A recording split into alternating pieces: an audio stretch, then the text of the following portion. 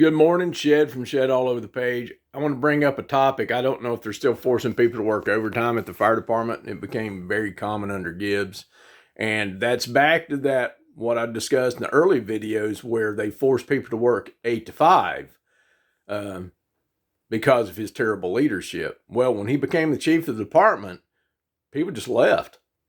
They could be forced to work 8 to 5. They knew it was a 1-year tenure under Gibbs, but when they made him the chief department, the option to get away from this clown was to quit. So we were forcing overtime all the time. We were very shorthanded. And I'm going to give you an example. When we were upstairs, or I was upstairs, people would turn in their time. Sometimes they'd tell them just leave. You're gone for 2 weeks. I kind of remember that happening.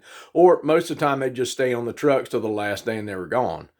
Well, we had 2 female firefighters turn in their notice to go to Cobb County at the same time. And when that happened, Gibbs moved them upstairs. And I remember him yelling this in the hallway. They might be certified female firefighters at Cobb County, but they'll be effing secretaries while they're here. So he discriminated against the 2 females and brought them upstairs. The problem was, after that, he was smart enough to realize, wow, I did something wrong. So he forced everybody who turned in the notice after that to come off the trucks and work upstairs. So a short-handed department became even more short-handed for those points of time. Well, when you work people forced overtime, and you have to count on forced overtime, you have to realize at some point somebody's going to be getting off duty that's sick. People get sick while they're on shift. A lot of times they'll tough it out. They'll wake up in the middle of the night, got a stomach virus or whatever, and they'll tough it out through the night. And then when they get ready to go home, they go home. They've worked their duty day. Well, we had a guy that did that. He woke up, he was sick. They told him he had to work overtime. His name was Martin. He'd already worked 27 overtime shifts that year. They told him he had to work. He just can't. So he didn't work. Gibbs wrote him up, gave him 3 days off, 3 shifts. And then it was appealed to the city manager, and he reduced it to 2.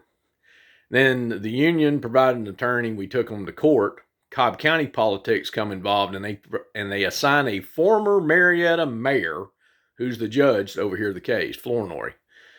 And he basically cut, copied, and pasted the city side as his opinion. You're a joke. Just like the rest of these people are a joke. The responsibility for making sure the city is properly staffed falls on 3 people.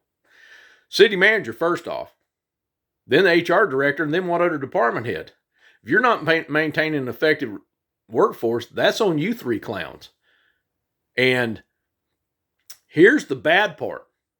The person that called in sick when this happened, that caused BJ to be reprimanded and lose time, came back and told them, I wasn't actually sick. I had family in town, and I just burned a sick day.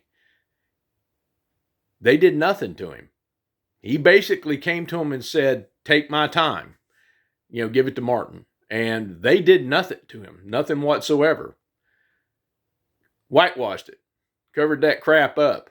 So that shows where the lack of leadership in that town between Bruton, I'm telling you, that guy right there is just a joke. Flat out joke. Self-serving joke. I don't even know who the HR director was. But the ones that have been there, basically since Nancy Martinone, have followed a principle of they don't care about the employees. And then, of course, Gibbs, he was a joke. So that needed to get out there. If that type of crap happens under you guys again, stick together.